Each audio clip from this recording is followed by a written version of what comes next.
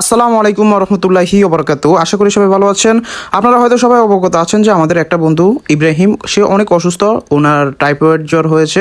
তো আমরা কয়েকজন বন্ধু বাড়িতে আছি, বিশেষ করে আমি, ইমন, সাইফুল, পারভেজ, জুয়েল, আর কয়েকজন আছে, বাট তারা আসতে পারে না। আমরা ভাবলাম যে দেখে আসি, বন্ধু যেহেতু অসুস্থ।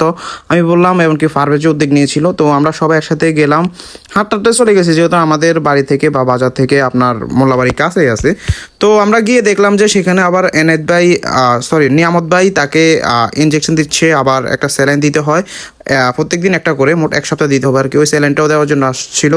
এরপরে সে কিন্তু দিতে চাইছিল না, সে অনেক মানে আপনারা দেখবেন ছোটো বাচ্চাদের মতন সে চটপট করতেছে, ভিডিওর মধ্যে হালকা হালকা আপনারা দেখতে পাচ্ছেন।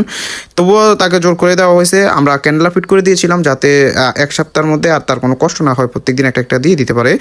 আর এনায়েত ভাই, নিয়ামত ভাই অনেক কষ্টের পরে কিন্তু দিতে পারছে। সে রিয়েকশন সে দিতে পারবে না, অনেক কথাই বলতে হয়েছে।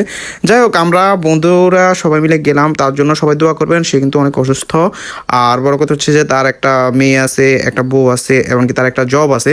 সব কিছু মিলে যেন সে সুস্থ হয়ে তাড়াতাড়ি তার চাকরিতে ফিরে যেতে পারে, এমনকি তাড়াতাড়ি আবার তার বউ বাচ্চাদের মায়েদের মুখে হাসি ফোটাতে পারে।